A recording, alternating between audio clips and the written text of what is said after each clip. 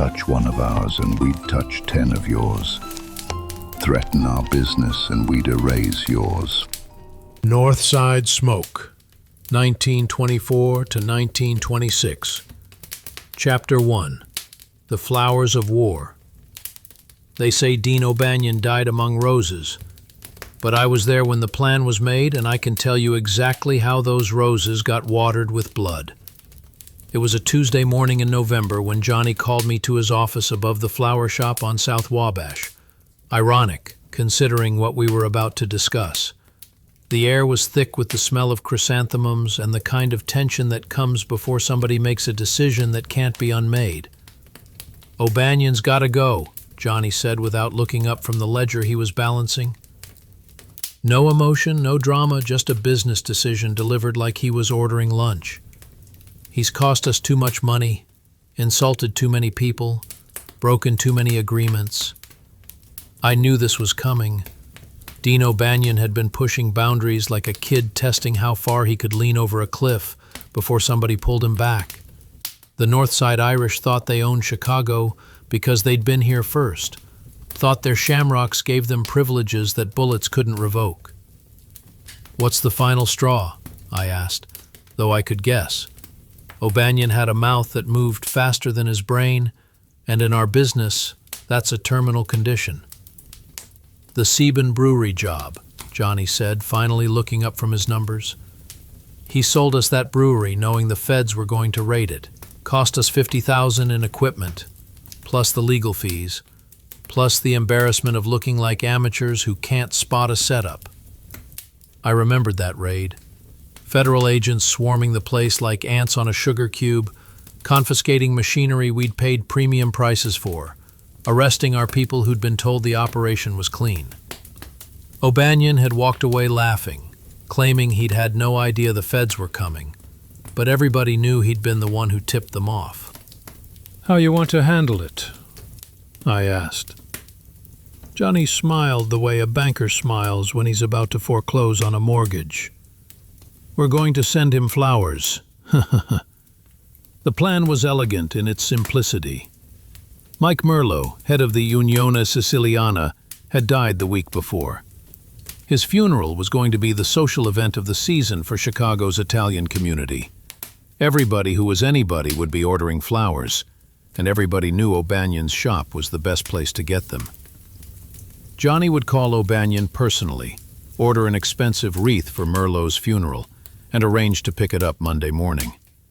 Nothing suspicious about that. Just one businessman paying respects to another businessman who'd kept the peace between different factions for longer than anybody had expected. What O'Banion wouldn't know was that the three men who showed up to collect the wreath would be carrying more than money. "You want me to handle it?" I offered. Johnny shook his head. "This one needs to be done by strangers. Men O'Banion's never seen before. Men who can walk into his shop without raising any alarms.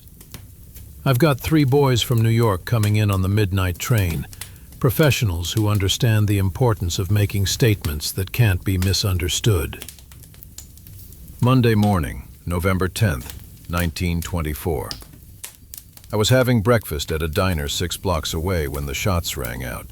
3 quick pops that sounded like firecrackers if you weren't listening for them. Like execution if you were. Dean O'Banion was trimming stems when the 3 customers walked in, his shop filled with the kind of morning light that made everything look clean and possible. They were wearing coats too heavy for the weather, hats pulled low over faces that nobody would remember clearly enough to describe to police. "We're here for the Merlo wreath," the tallest one said. O'Banion smiled. That famous Irish charm that had gotten him out of trouble more times than it had gotten him into it. "Right here, boys." Beautiful piece, if I say so myself. Mike would have appreciated the craftsmanship. He turned to reach for the wreath, and that's when they drew their guns. 3 men, 6 shots, all of them finding their target before O'Banion hit the floor. He fell among the roses and baby's breath, blood mixing with flower water, creating the kind of artistic tableau that newspaper photographers would remember for years. The shop emptied in seconds. Customers ran into the streets screaming about murder and madness, water spilling from overturned buckets, the smell of cordite mixing with the perfume of 1,000 flowers that would never make it to their intended destinations. I read about it in the afternoon edition with my coffee, studying the headlines that called it a gangland execution and the end of an era. The reporters got the facts right but missed the poetry. This wasn't just murder, it was punctuation, a period at the end of a sentence that O'Banion had been writing with other people's blood for too long. But flowers don't care who pays for them, and they sweeten weddings and funerals the same. The truth was, O'Banion had been planting weeds in our garden for years, and weeds have a way of choking out everything else if you don't pull them when they're still small. The morning he hit the floor, Chicago didn't get darker, it got quieter, at least for an hour. Then the North Side roared back. Chapter 2. The Street's Answer. Jaime Weiss. Didn't waste time mourning O'Banion. He went straight to avenging him. Within 24 hours of the funeral, he'd slipped into O'Banion's territory like he'd been measuring it for new curtains. Behind him came Bugs Moran, all sharp grins and eyes like a man who enjoyed the game more than the pot, who treated murder like entertainment and territory like prizes in a contest that never ended. I got the first message on a Wednesday. My driver, Tony Lombardo, was gassing up the Cadillac at a station on Michigan Avenue when 3 cars pulled up like they were planning a parade. Instead of confetti, they threw bullets. Tony dove behind the gas pump while lead chewed up the concrete around his feet. The attendant, a kid named Murphy who couldn't have been more than 17, caught one in the shoulder and went down screaming.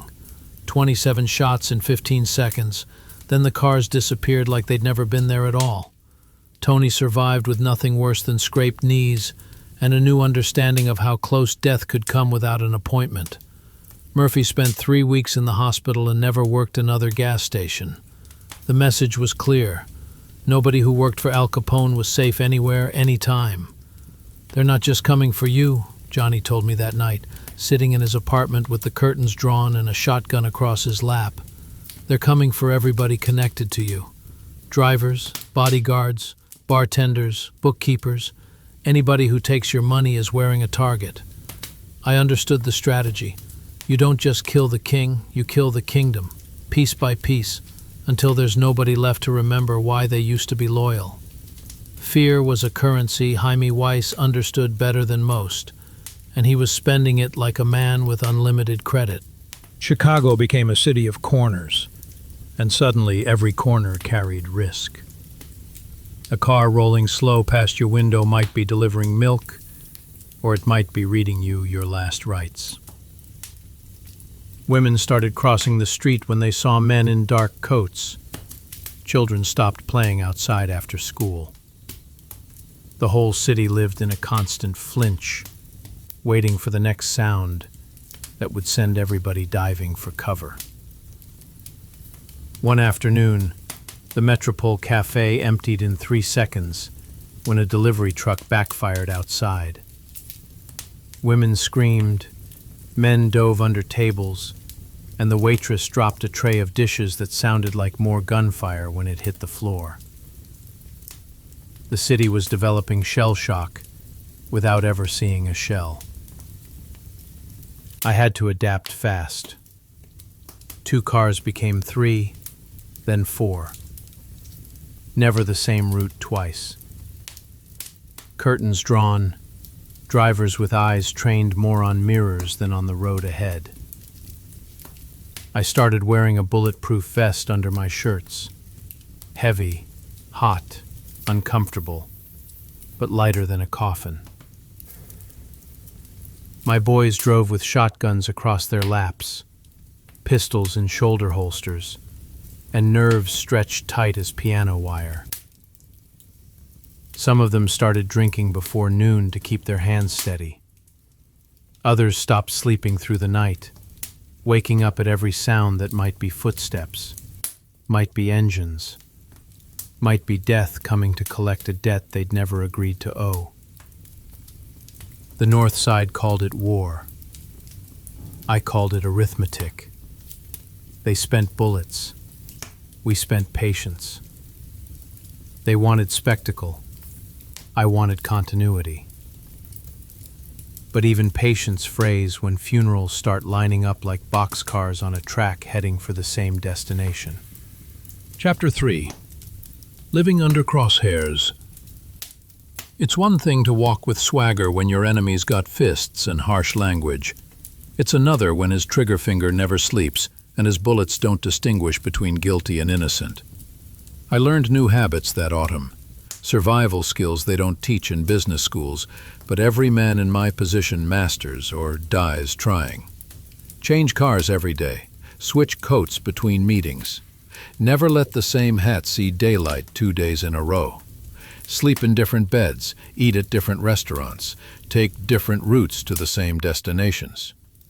Predictability was a luxury I couldn't afford. Routine was a noose I couldn't wear. My men started calling it the dance, the constant movement, the never-ending shuffle of locations and schedules and security arrangements that kept us alive but made us feel like we were living in cages made of our own paranoia. "Boss," Jackie McGurn said one morning, watching me change shirts for the third time before leaving the hotel.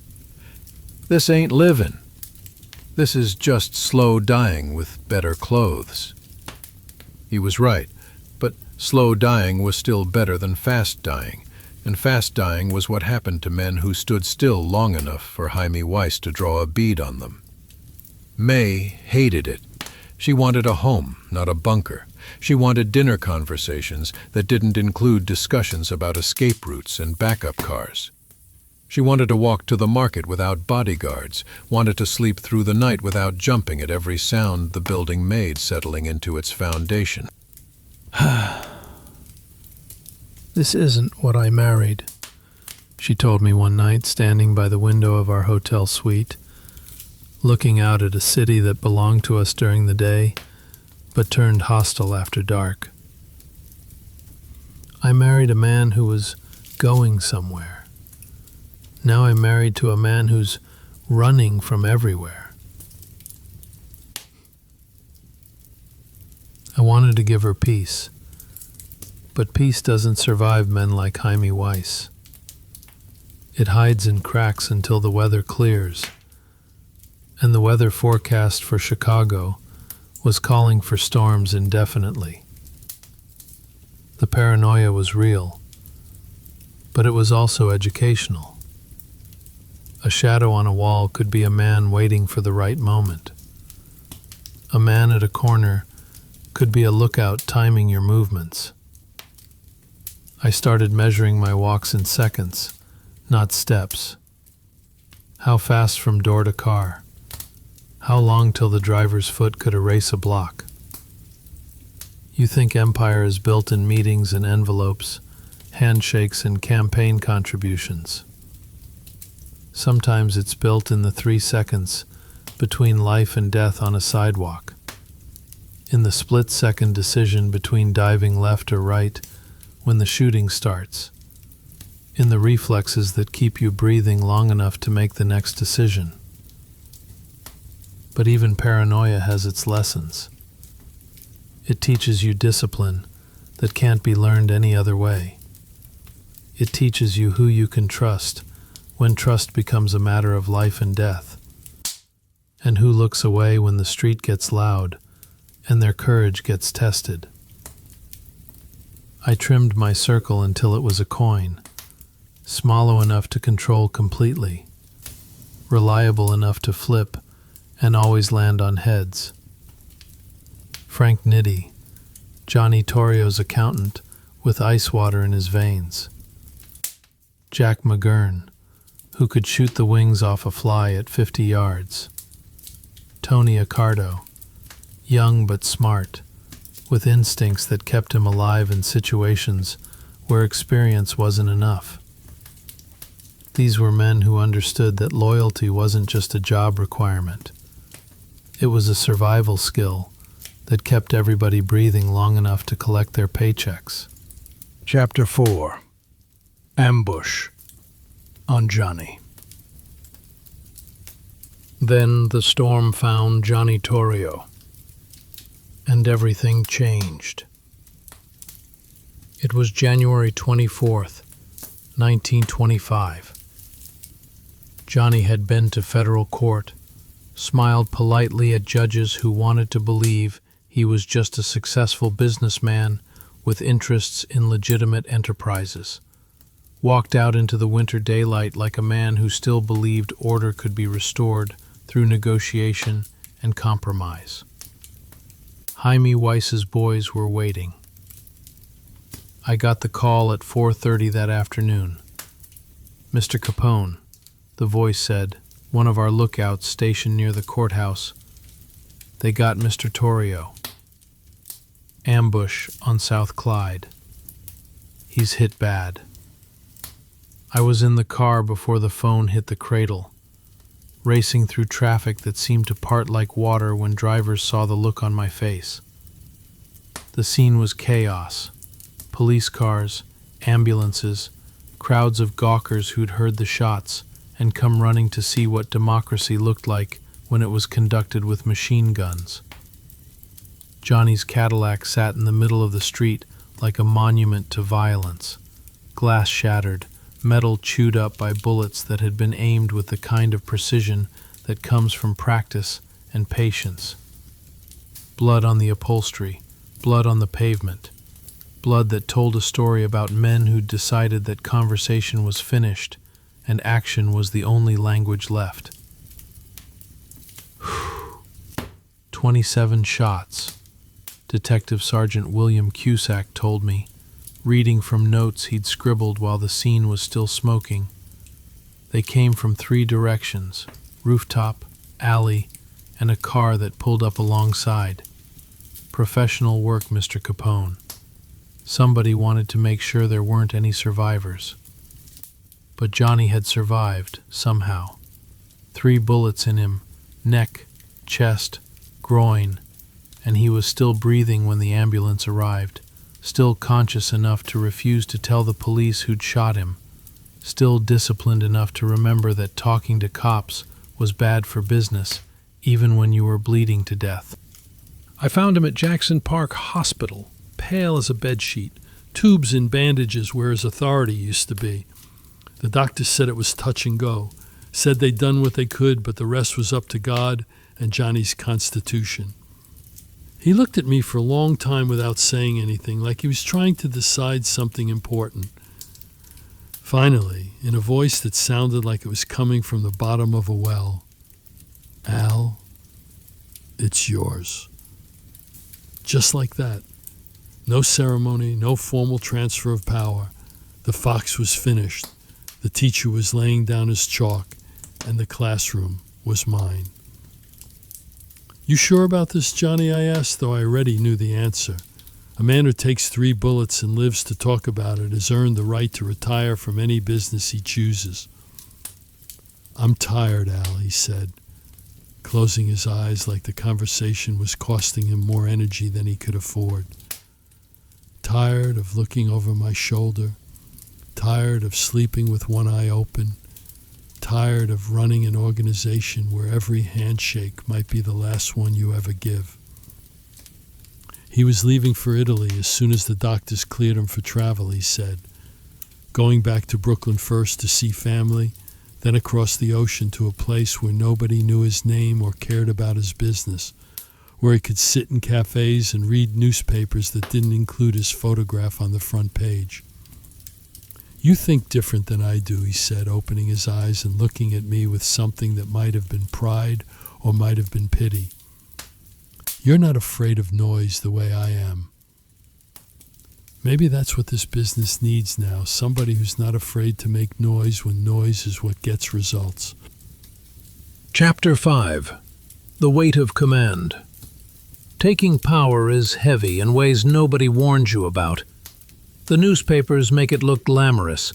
Silk suits, fat cigars, diamond rings catching the light from chandeliers in restaurants where normal people can't afford the bread. But the real weight sits on your chest at night when you're trying to sleep. and your brain won't stop calculating the odds of seeing another sunrise. Every decision becomes a balance between spending $1 and spending a life. Make peace or make war.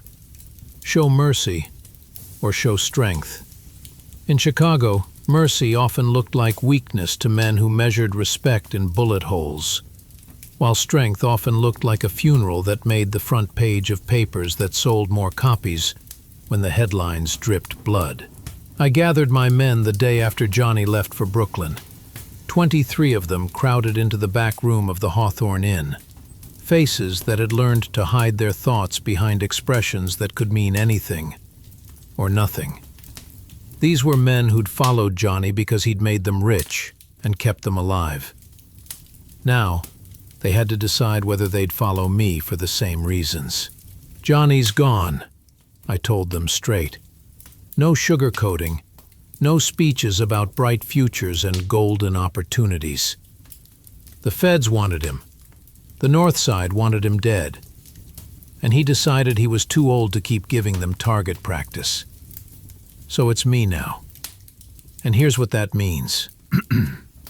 I laid out the situation like a poker hand where all the cards were face up. Jaime Weiss and Bugs Moran thought they owned Chicago because they'd managed to shoot the boss. They were wrong, but they were wrong with machine guns and the kind of confidence that comes from tasting blood and wanting more. "We don't blink," I said, looking each of them in the eye long enough to read what was written there. Not now. Not when they're expecting us to fold. Jaime and Bugs think this is their city. Then let them pay the rent, in full, in advance, and in currency we can all understand. Some of them nodded with the eagerness of young men who thought war was adventure with better pay. Others nodded with the wariness of older men who'd seen enough funerals to know that every war cost more than anybody expected and lasted longer than anybody planned. Frank Nitti, always practical, asked the question they were all thinking. What about the other families? New York, Detroit, Cleveland. They're going to want to know if we can hold our territory or if they need to start making other arrangements. It was a good question. Weakness was contagious in our business. Let one rival think you couldn't defend what was yours, and pretty soon every ambitious punk with a gun would be taking measurements for your coffin. "Let me worry about New York," I said. "You boys worry about Chicago. And remember, we're not just defending territory now. We're building an empire. Johnny taught us how to be careful. Now I'm going to teach you how to be dangerous." The meeting ended with handshakes that meant more than contracts, promises that carried the weight of mutual survival. These men would follow me because they understood that following me was the best chance they had of staying alive and getting rich, in a business where most people only got to choose one or the other. Chapter 6. The new rules. Johnny's rules had worked for a different world, a world where men settled disputes with conversation, and violence was a last resort, where patience was rewarded and caution was wisdom. But that world had died with Dean O'Banion in a flower shop full of roses. And the new world required new rules, written in a language that Jaime Weiss and Bugs Moran would understand without translation. I kept the best of Johnny's teachings: organization, discipline, the importance of political connections and legitimate business fronts. But I added elements that Johnny had been too cautious to embrace: speed, overwhelming force, and the kind of public displays that sent messages faster than Western Union. From now on, I told McGurn and Accardo at a strategy meeting in my office at the Metropole Hotel, when somebody takes a shot at us, we don't just shoot back. We shoot back harder, faster, and with enough firepower to make sure nobody else gets any bright ideas about testing our resolve. McGurn, who understood violence the way other men understood mathematics, smiled with the expression of a student who'd finally heard the lesson he'd been waiting for. How hard we talking, boss? Hard enough that the newspapers run out of adjectives, I said. Hard enough that police captains start earning their money by preventing problems instead of cleaning up after them. Hard enough that every ambitious punk in Chicago decides he'd rather be alive and poor than dead and famous. The new strategy worked. When Jaime's boys shot up one of our speakeasies on the west side, we didn't just repair the damage and increase security. We found 3 of their gambling dens and turned them into demolition sites, with the kind of thoroughness that left no doubt about who was responsible. When Bugs Moran tried to muscle in on our North Clark Street territory, we didn't negotiate or complain to neutral parties. We sent a delegation of 10 men with Thompson submachine guns to explain why his services weren't needed in that neighborhood. The conversation was brief, loud, and conclusive. The street started talking, and the message was clear. The new management didn't believe in proportional response. Touch one of ours and we'd touch 10 of yours. Threaten our business, and we'd erase yours. Challenge our authority, and we'd demonstrate exactly why that was a mistake nobody made twice. But I also understood that fear alone wouldn't build the kind of empire I had in mind. Fear kept enemies at bay, but loyalty brought allies close. And allies were what transformed criminal organizations into political movements that could reshape entire cities. I started throwing money around like Johnny never had. Not just bribes and payoffs, but community investments that made the Capone name synonymous with prosperity instead of just violence. Soup kitchens during the worst of the winter. Jobs for men who'd been out of work so long they'd forgotten what hope felt like. Christmas parties for kids whose parents couldn't afford presents. You want them to fear us, I explained to Nitty, who questioned the expense of feeding people who would never be able to pay us back. But you also want them to love us. Fear keeps enemies away. Love brings friends close. And friends vote. Friends testify in court. Friends remember who took care of them when times were hard. Chapter 7. Smoke that stays. The war with the North Side didn't end with O'Banion's death in the flower shop. It didn't end when Johnny took those bullets and decided he was too old to keep playing target practice. It didn't even end when Jaime Weiss finally caught a bullet of his own outside the Holy Name Cathedral, dying with rosary beads in his pocket and gunpowder in his lungs. Wars like that don't end. They smolder. They hang in the air like smoke from fires that never quite burn out completely, making every window look hazy, every shadow look dangerous, every quiet moment feel like the pause before the next explosion. That smoke is still in my lungs when I think about those years. Even when I sit quiet in rooms where the only sound is my own breathing.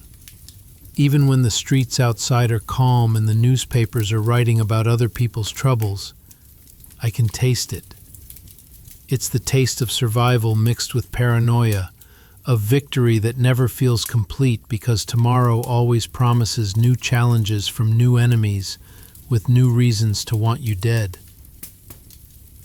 But here's the truth I wrote down for myself during those long nights when sleep wouldn't come and dawn felt like a lifetime away. A man doesn't get to choose his enemies any more than he gets to choose his family. He only gets to choose how much of himself he'll spend fighting them and what he'll have left when the fighting stops. Jaime Weiss, Bugs Moran, Dean O'Banion. They were chapters in a book I was still writing, not the whole story. They taught me lessons about power and weakness, about the difference between being feared and being respected, about the cost of empire when empire has to be defended with bullets instead of ballots. I learned that in Chicago the difference between a criminal and a statesman was often just a matter of scale and style. Small-time crooks stole money from individuals. I redistributed wealth from illegal activities to community improvements. Small-time crooks settled disputes with fists and knives. I settled disputes with overwhelming force that prevented future disputes from arising. The North Side taught me that you can't build an empire on fear alone, but you can't build one without fear either. You need both, the carrot and the stick, the soup kitchen and the machine gun, the Christmas party and the funeral procession. People need to know that working with you brings prosperity, but working against you brings consequences that nobody wants to experience firsthand. And books, if they're bound tight enough with good leather and strong thread, if they're written with ink that doesn't fade and words that don't blur when the weather gets rough, can survive fire that would turn weaker stories into ash that blows away with the first strong wind. The smoke from the North Side War never completely cleared from Chicago's air, but it did teach the city an important lesson. Al Capone wasn't just another gangster trying to carve out a small piece of territory for himself. He was something different, something bigger, something that required a new vocabulary to describe properly. I was building something that would outlast the men who opposed it, something that would survive the smoke and the bullets and the newspaper headlines that tried to reduce complex political movements to simple stories about good guys and bad guys. The North Side thought they were fighting a war. I was building a kingdom. Ah. I trust you enjoyed this glimpse into a most curious diary. If so, leave behind a small token of your delight with a like, and do consider joining our circle by subscribing. And remember, ring the little bell, and you shall be the very first to know when another diary or a fresh entry emerges from the shadows. And if a whisper stirs in your mind, a thought, a riddle, perhaps a name of someone whose secrets you would dare to uncover, leave it from me below. I read them one by one. And who knows, your wish may guide my hand to the very next diary I choose from my collection.